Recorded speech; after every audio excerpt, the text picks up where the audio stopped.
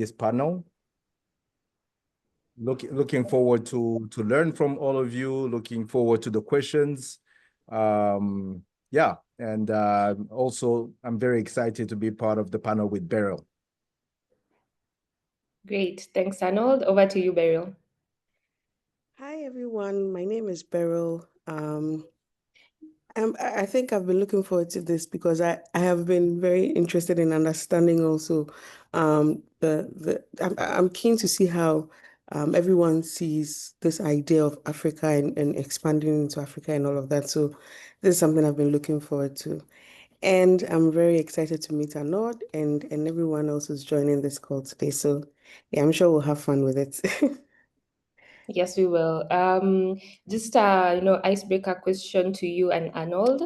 If you had to describe your agency's growth journey beyond your borders, your current borders in one word, what would it be? How would you describe that experience? I would describe it as unexpected. Yeah, Mhm.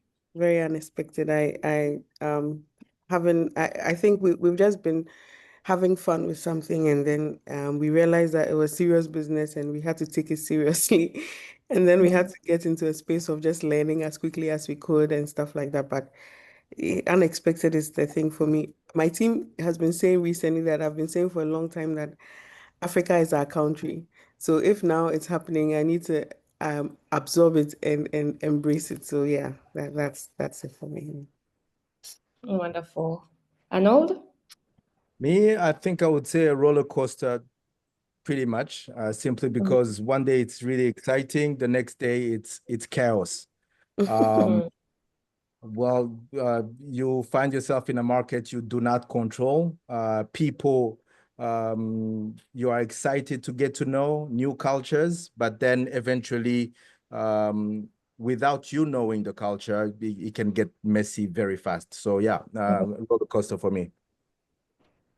All right, great. I think that's quite realistic, unexpected and messy, especially with new markets where you've not ventured before and you don't quite understand how they work. So understanding them is also part of your daily job to understand the new market.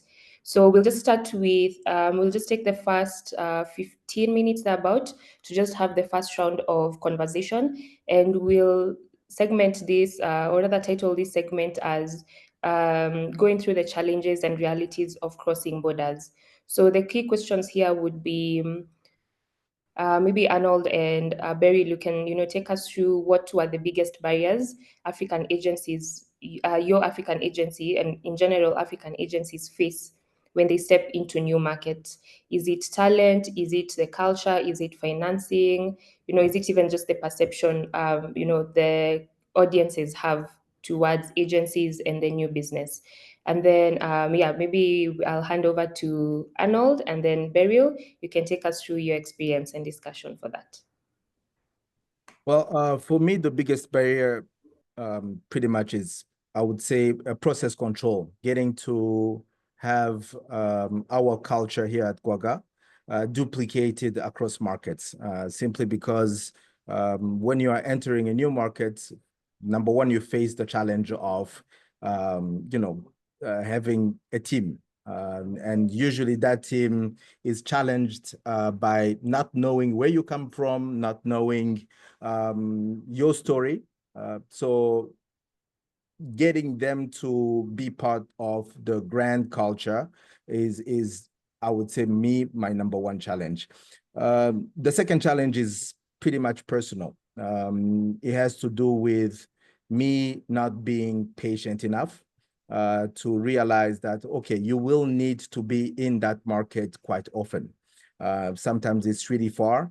And part of the feedback I received is the fact that people need to get to see me as well, and see what I have to offer in terms of value proposition.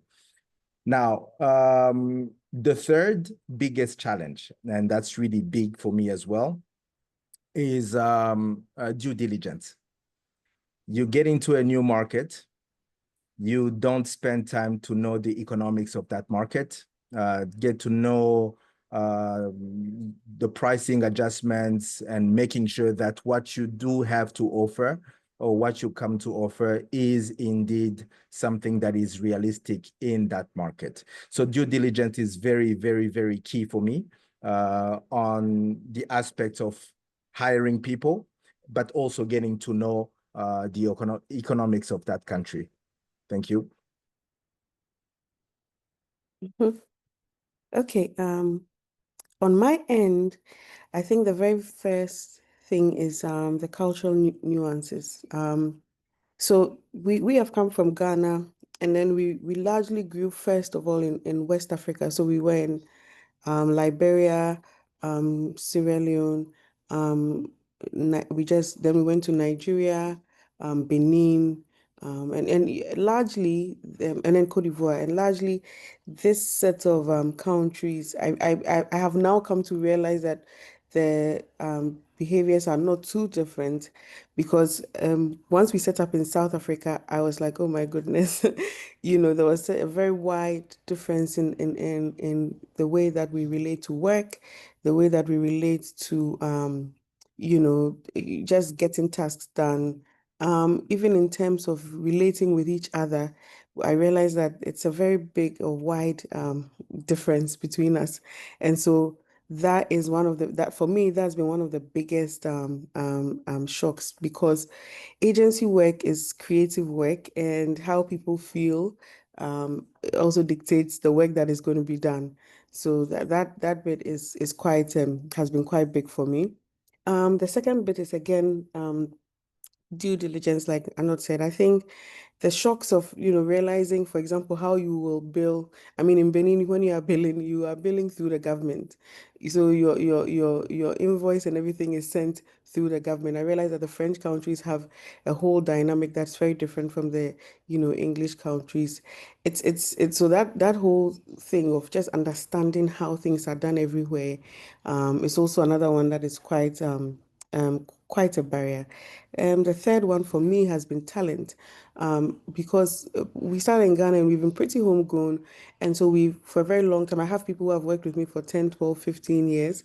And, so we have grown together, we understand each other.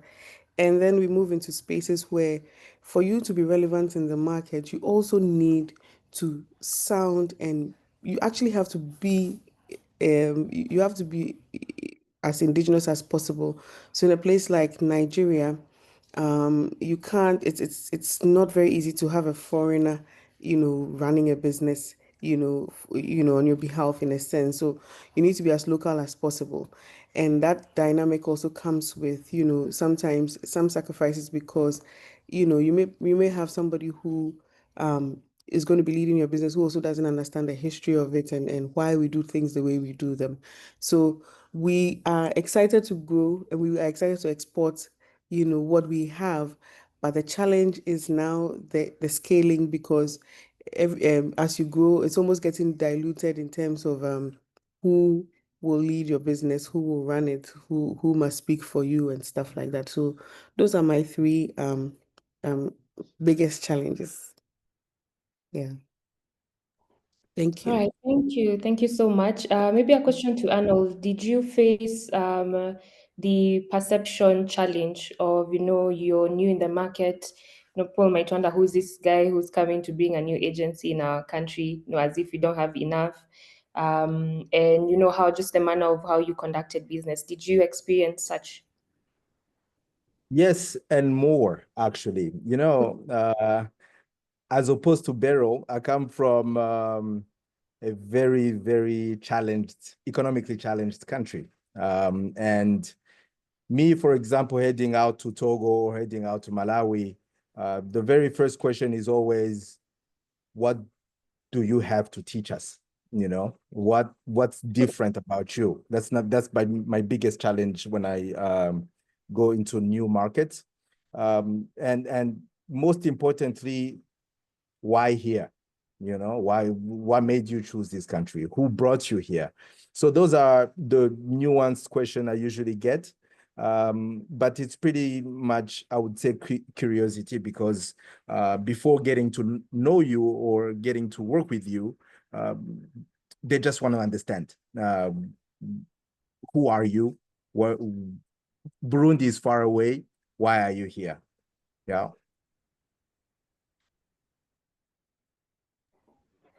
All right, makes sense, makes sense. I'm also curious about the financial aspect of it.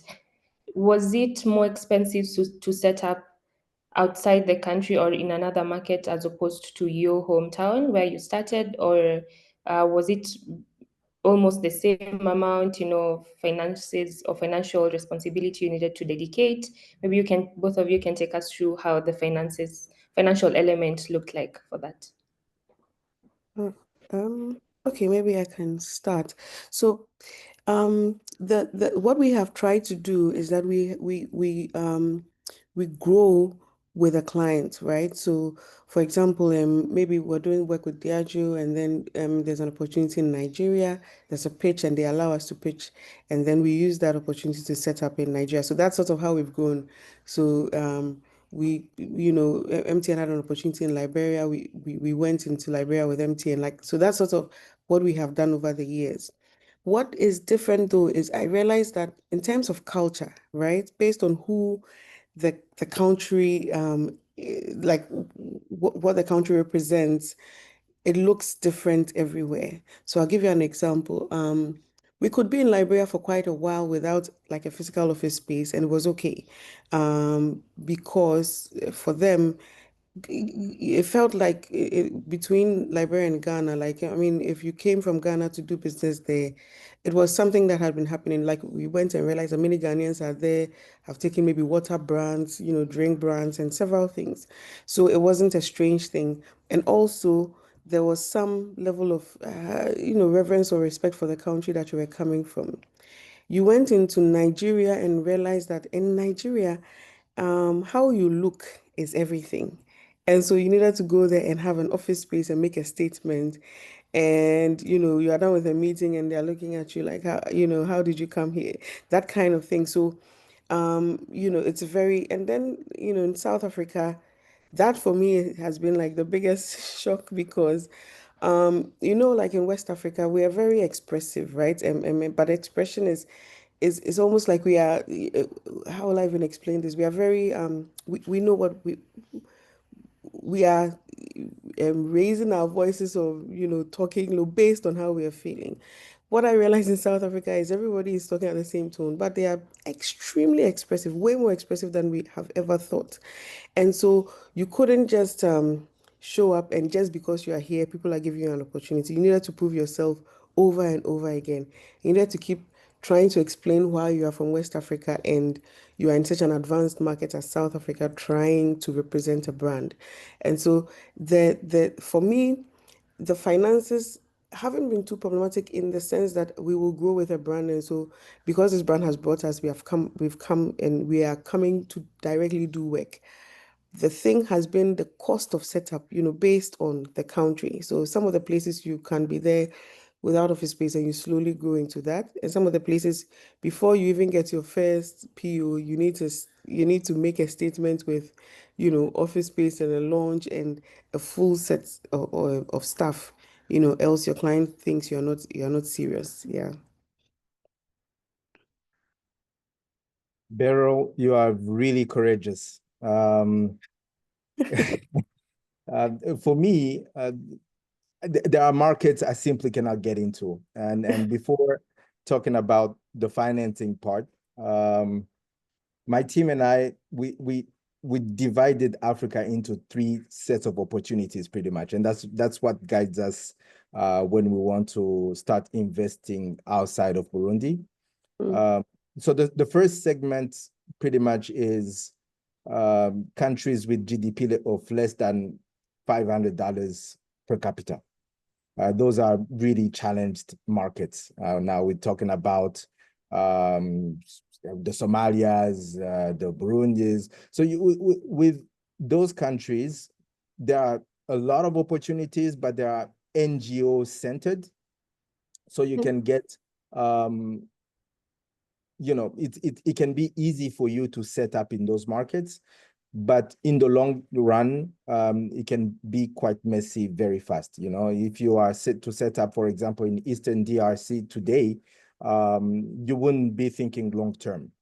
The second group is now the emerging markets, not really rich. Talking about the Togos, the Benin, Uganda, and so on. It's really hard to get into those markets in terms of investment, but you can also get quite a lot of opportunities.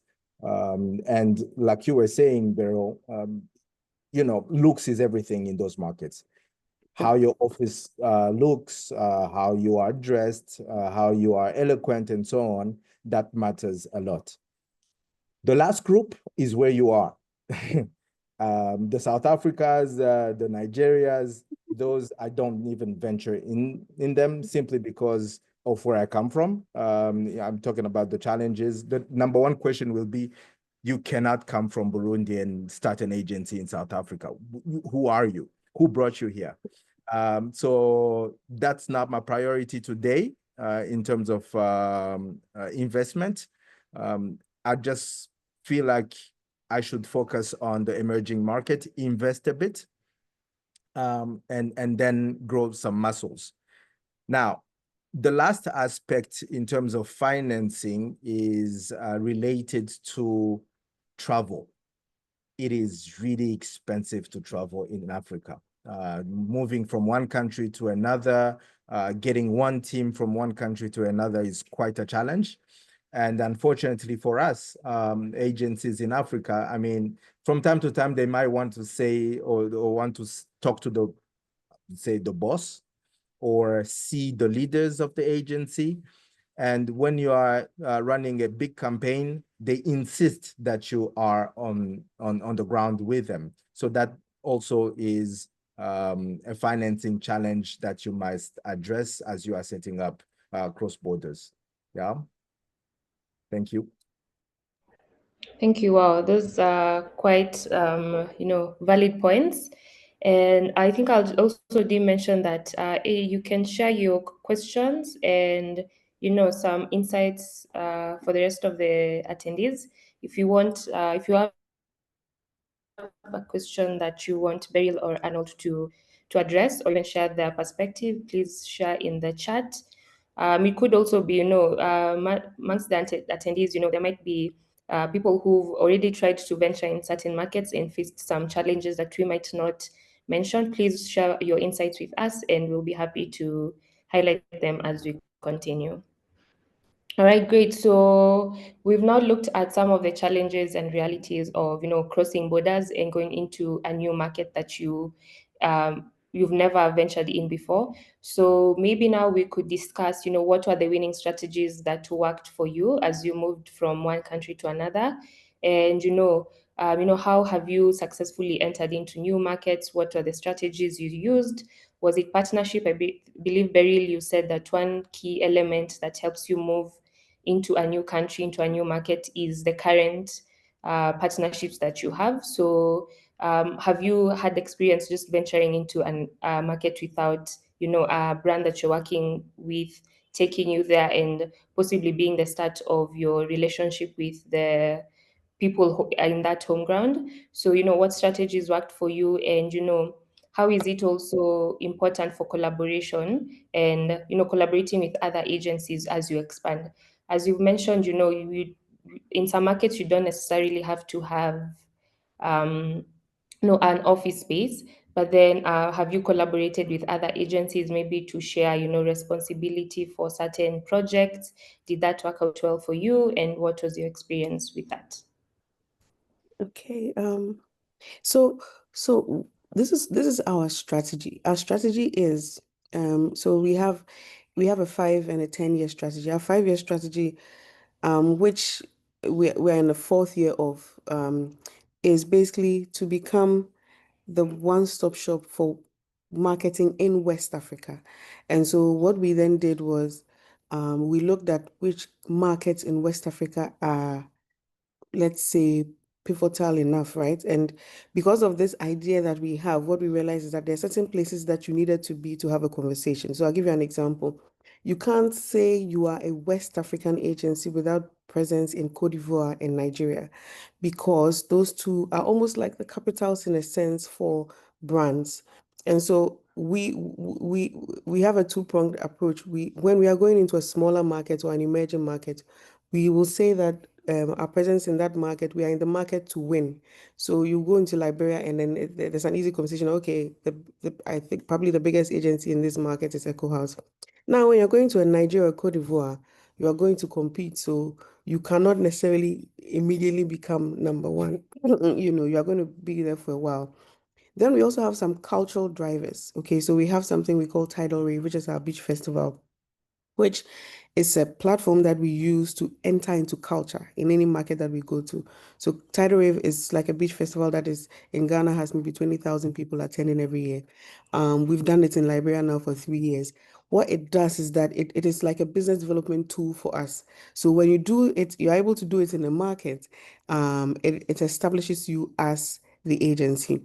So what we will typically do is agencies usually don't have like a marketing arm, but we have created a marketing and business development arm. And this arm is consciously looking for the opportunities with the brand. So, sometimes when you're growing, it can be a little, it's like agencies sort of go through referral. So if my client is happy, they may refer me to another one, or they move to another brand and they give me work. But we created a business development unit because we needed to be very conscious about that expansion agenda. And so this department is in charge of extending brands that we work with into other markets. So for example, I do work for Unilever. I say, okay, we could be having a conversation about maybe Nigeria, Cote d'Ivoire, and Ghana, instead of just talking about maybe only Ghana or only Nigeria. And so that's sort of the way that we have gone. So virtually for all now we are in 7 countries. For all the 7 countries that we are in, we always went because we have won a job. And so we are basically working to win jobs. And then once we do win the job, we use that opportunity as our base to set up. There are also some countries that we decide we are not necessarily going to go and do a full setup immediately. So I'll give you an example. We're doing work in Seychelles and we're doing work in Botswana, and we are careful about spreading ourselves thin, and therefore we are saying it's not in our strategy now to be in these markets. So we are partnering with agencies in those markets to execute the jobs that we have gotten, because for the markets that we have selected, we are interested in ensuring that we have become strong enough in that market. For a place like South Africa, we went a bit differently. So we are working in South Africa for all of Africa. So what I mean by that is we won a couple of brands that we are managing across Africa. So what we then decided to do is we're not necessarily in South Africa to operate inside South Africa. Like, we're not a South African agency. We're an agency sitting in South Africa, talking to brands who are headquartered in South Africa about the fact that you can speak to us about the rest of Africa. So we are very careful with the strategy, okay? We may at some point in the future decide to be a South African agency, but today we are not an agency that is executing or looking for work in South Africa. We are looking for work for the rest of Africa in South Africa, because that's where the brands are headquartered. So I don't know whether I've given enough context, but we are very strong on ensuring that we are entering with a prospect. So you want us to come and do this job for you, whether it's a creative job or a digital job or an experiential job. We are going to be looking at that as our first point. And in executing that, we look at how to open up to the rest of the market and sell ourselves to other brands. Yeah. For me, I think I could summarize my strategy into 2 things: patience, and I would say really due diligence. By patience, I mean, okay, first of all, I'm young. I'm not in a hurry. And when I set up into a new market, my number 1 goal is to try to understand that market and realize or face the fact that it will take at least 2 years for me to be stable into that market. But within those 2 years, let me make sure that what I'm trying to do is getting my house or my shop in order in that country. I will give you one simple example. There is a country where we set up an office in. So I recruited a managing director for that office, and it turned out he had a very nasty criminal case going on in that country. So I wasn't patient enough to do the due diligence. And when I would send that managing director to represent me, you can imagine the surprise of those clients, because that criminal case was even in the media. So that was really bad. So I have to be patient. I have to recruit the right people. And most importantly, I have to learn how to forge relationships based on humility. When you go into a new country, rich or poor, you have to be humble. You cannot come from a seat of saying, I'm an agency, I'm coming to show you different stuff. People are, at least to my experience, always reluctant, and they will be like, yeah, we will see. We will see how you can be different. So you need to be patient. But most importantly, my friends, just know who you are to be working with. Think of it as a marriage, pretty much, or you setting up ambassadors in those countries. And when you don't recruit properly, or when you don't brand yourself properly, it can cost you dearly. And I ended up closing that office in that country simply because after I realized, and it had been like 6 months down the line, I didn't have a chance, pretty much. It's almost like, I'm just gonna go extreme here. It's like recruiting a rapist and letting him work for 6 months for you, representing you. And at the end of the day, you'll be like, oh, sorry, I made a mistake. Here's the new representative. You no longer have a chance in that country. Yeah. So you have to be patient and you have to do the proper due diligence. I think maybe if I can just add something, and I think what Arnold said is so true. It's almost like you there's something I do where I am very keen on long-term relationships. Okay. So whilst we have been in Ghana, for example, I could, if a couple of years ago, like I could bring maybe an executive creative director from South Africa to come and train my team for a while. And then this person, we would keep that relationship and ensure that we are always in touch and all that, because let's say 5 years down the line, we are doing a setup in South Africa and she's available to come do some work for us. So who represents you is everything. Who goes and talks for you is everything. Um, and if you have a long-term plan of growing into, expanding into other markets and stuff like that, then it's almost like you have to start sowing the seeds way ahead, right? So that by the time you are ready for those markets, then you can you almost have some foundation to lean on. Not necessarily only to have those people specifically to work for you, but at least you have eyes and ears who can also give you some direction. Because I think what I know you mentioned is very important. If you're not careful, you will be doing a lot of work, and then you sort of it will just be going down the drain because you haven't probably done enough research to know really where or who you are talking to. Yeah. So yeah. All right. Okay. Just out of curiosity, the first representatives you had for each of these countries. One first question is, did you have to travel, in the beginning, just to travel yourself so that you're gonna set up there? And then two, for your first representatives, did you conduct maybe the interviews or conversations online, or did you actually meet them physically? Um, so this is what we've done, right? You know, Echo has existed now for 17 years, and I have a couple of, and we have something we call campus teams. So virtually we have people who are joining us from, their first or second year university, and then they grow with us. So I have a couple of people who joined me from that time and have grown. Now they have done 10 years, 12 years with Echo House.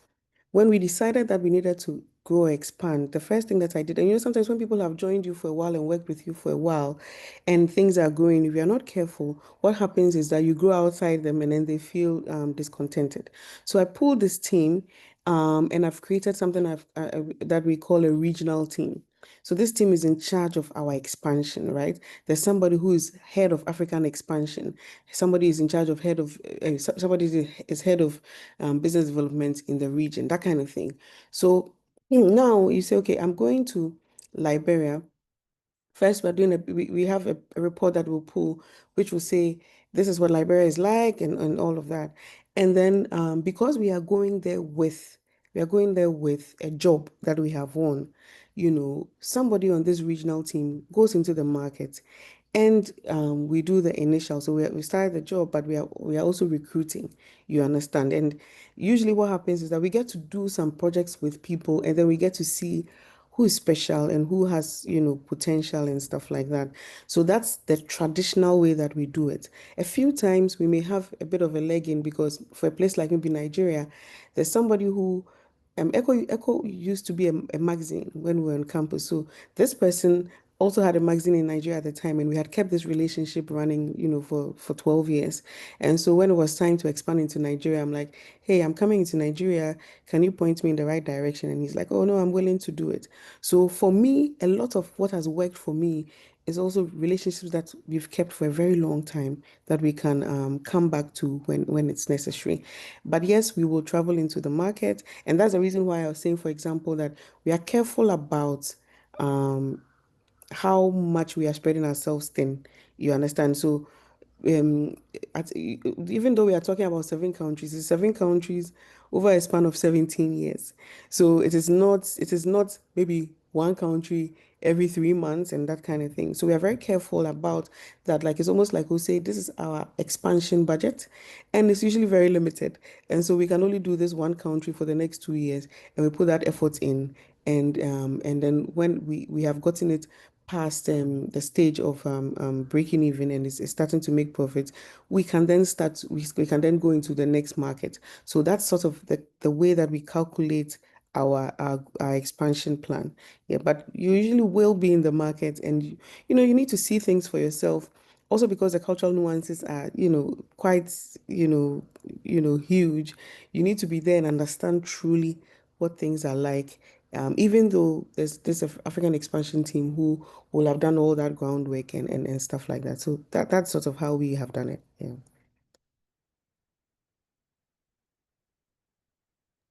Yeah, well, for me, I would say, let me start with the mistakes I have made of recruiting or doing the interviews online without being on the ground.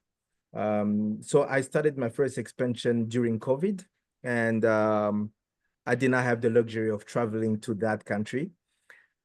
And then unfortunately I did not, and I was very naive. I thought, okay, if I look for someone on LinkedIn and then check his resume and then we talk for about 15 minutes, that's gonna be it. I will understand what that person will be about.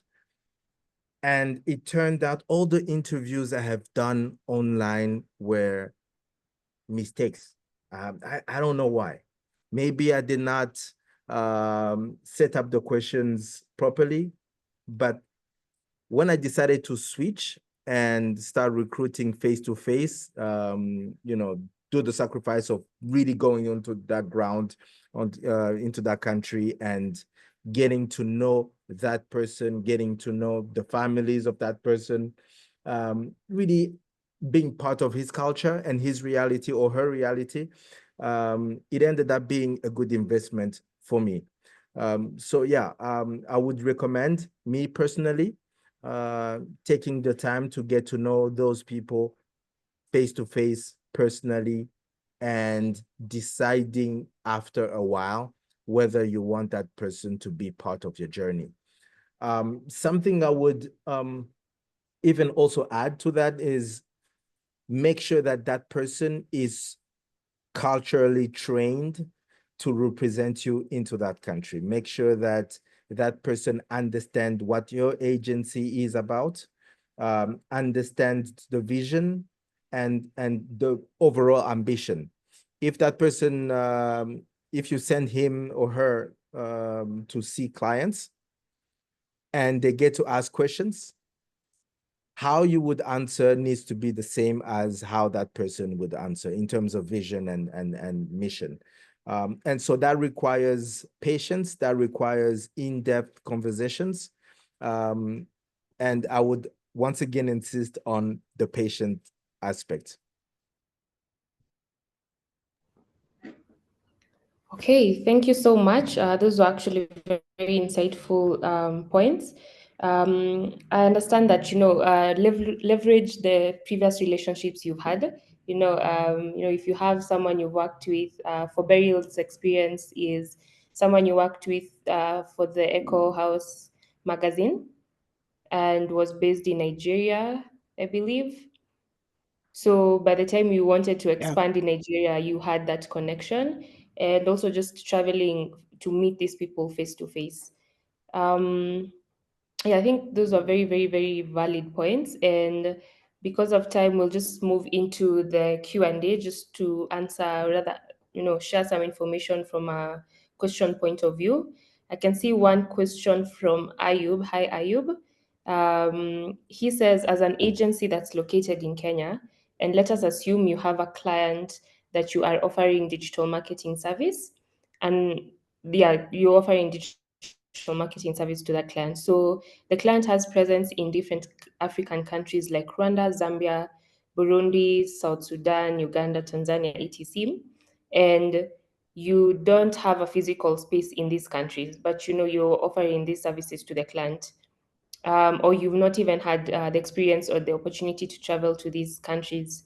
So how can you be able, how as an agency can you be able to learn their cultural, rather the culture of these different countries, the language, the search behavior, the interest in the service that you're offering, and also spending behavior. So I believe you have mentioned them in your conversation, but maybe we can maybe just briefly go through them just to answer this question. Uh, there's something that we have done. So, for example, presently we're managing three brands for Diageo across the continent, like it's for all of Africa. But what then I realized is obviously you couldn't necessarily say you were going to have somebody in every single market. What we did is that we broke the continent into looking at the pivotal markets and then the ones which are so what is important for Diageo, what is not. And then for those places, what we have created is something that we call a cultural panel.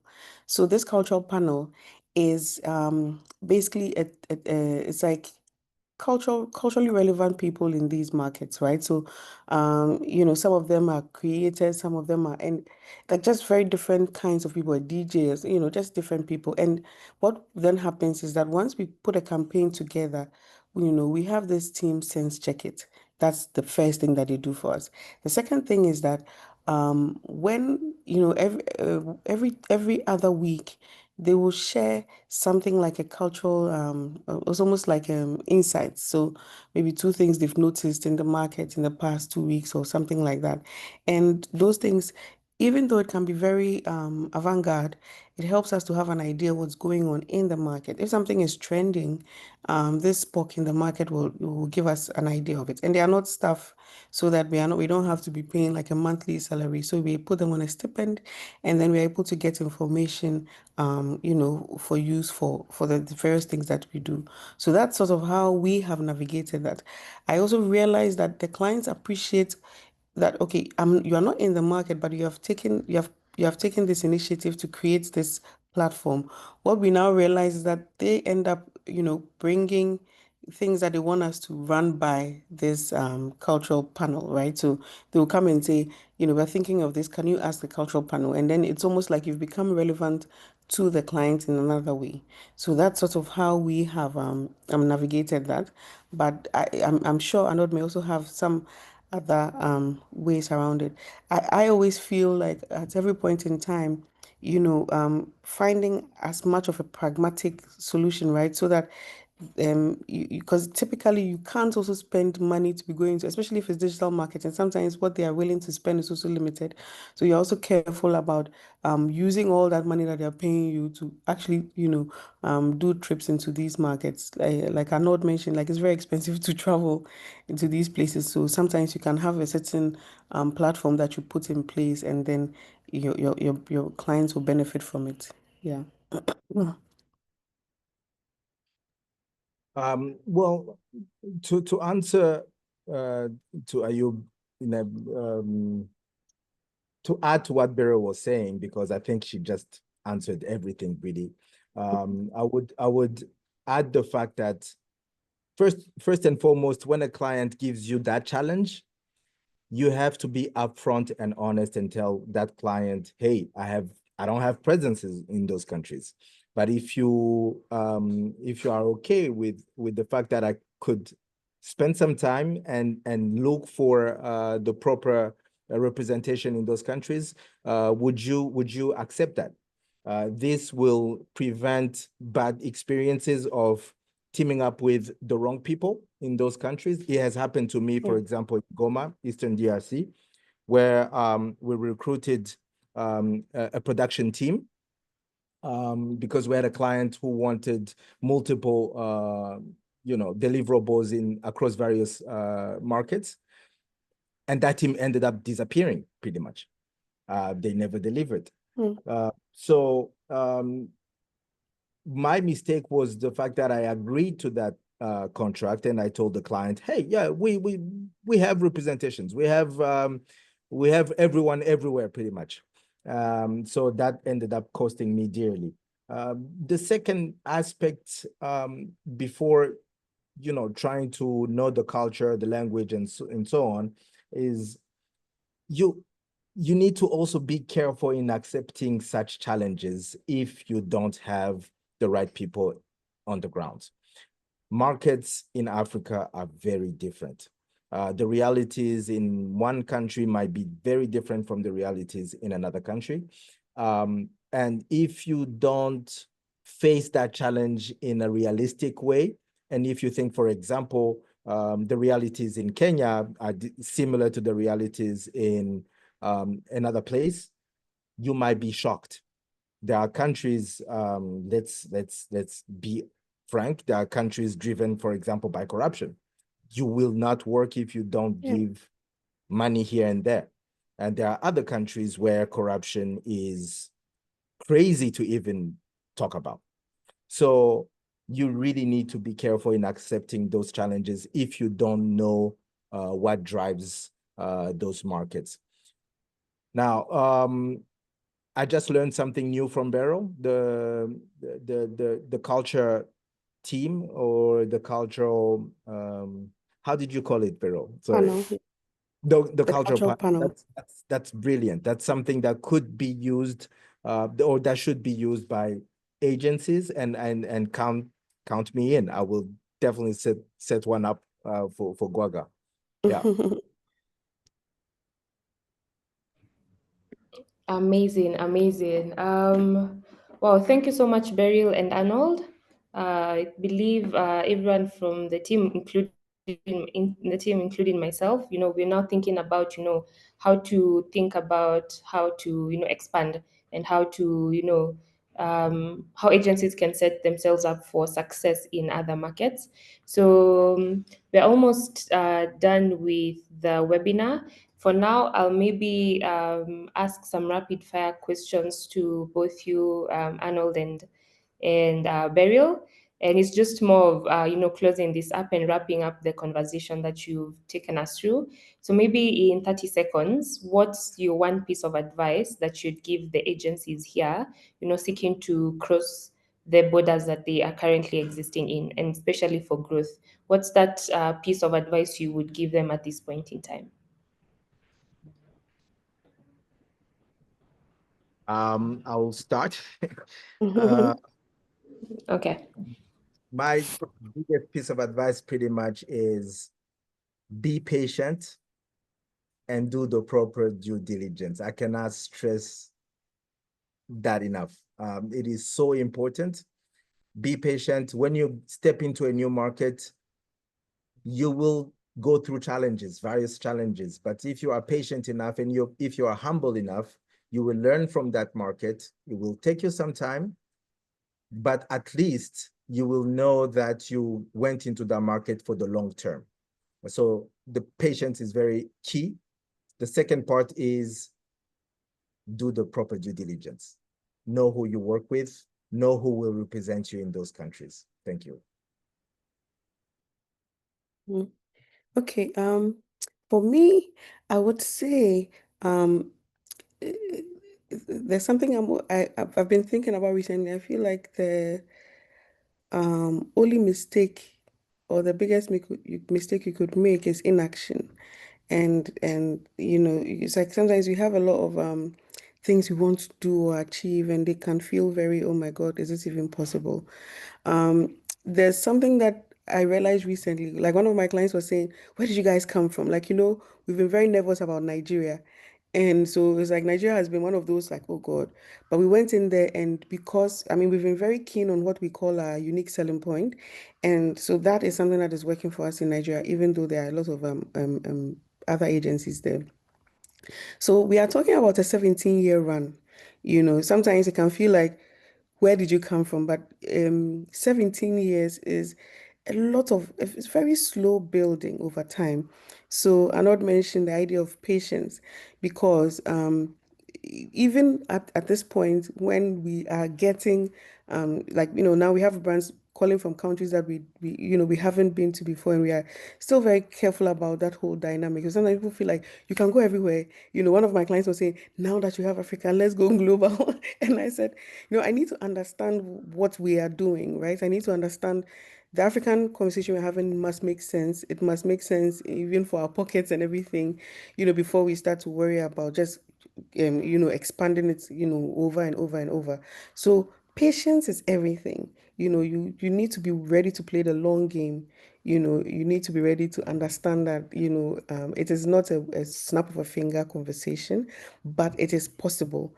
And I know that a lot of the examples we have seen are like the global agencies, because they come and they have a lot of resources, and it's a bit easier on that end. But it's also possible to build an agency from the ground up in Africa, even with the challenges that exist, it is possible. Yeah. Mhm. Thank you so much. Arnold has stressed on due diligence, and rest assured that's also because of the experience he had. So due diligence, I believe, is the biggest, point to look at so that, you don't spend so many resources, so much time, finances to expand, and then you find out that the team that you're trusting in certain markets are letting you down, or as Arnold has said, might be criminals in that specific market. Yeah. So thank you all for this, for attending this session. Thank you so much, Arnold and Beryl. You've taken us through very key points, and I believe I'll speak for everyone who's attended this session that, you've given us different points of views to look at as as the agencies think around expanding. I believe, especially because we have a lot of founders in the call, um, it's something that they have thought about. It's just how to do it, and you've sort of shaped their thoughts and ideas and points of views on how to position themselves for growth, and also the element of patience, because you have to, as Beryl has said, you have to be willing to play the long game. So an element of patience, an element of due diligence, also humility, as Arnold has said. Don't go into a market claiming that you're the best, you're here to change, because you're probably taking in something that they are already doing. It's just that you want a percentage of their market share. So an element of humility is also very important. And also Beryl has, I believe, brought in a new idea of having a cultural panel. So they don't have to be on your regular monthly payroll. Something about, it's more of a stipend, but at least that's a team that you can always rely on in different markets, to advise your strategy, to advise the moves that you want to make as an agency, so that you're not making the wrong moves. Thank you, Kester. I can see Kester has commented and said, this was a very amazing session full of deep insights. Thank you so much, Pan, and the panelists. Thank you so much as well. I believe we can end there unless there's any other question. I'll probably give a few seconds to see if there's anything new that will pop in the chat.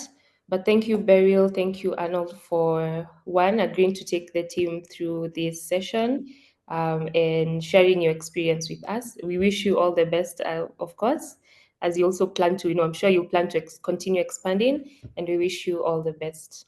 Thank you Thank you so very much. much. Mhm. Thank you. Beryl, Well, let me just end with one opportunity here.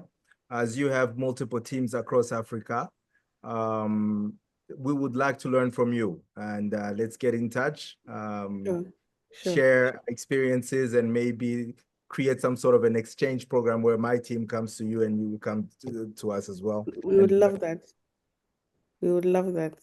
Thank you so much. I'll take your email address and then we can connect. Nice. Wonderful. Thank you. Thank you, Nora. Thank you as well. Wish you a lovely rest of the day. Bye-bye. Bye.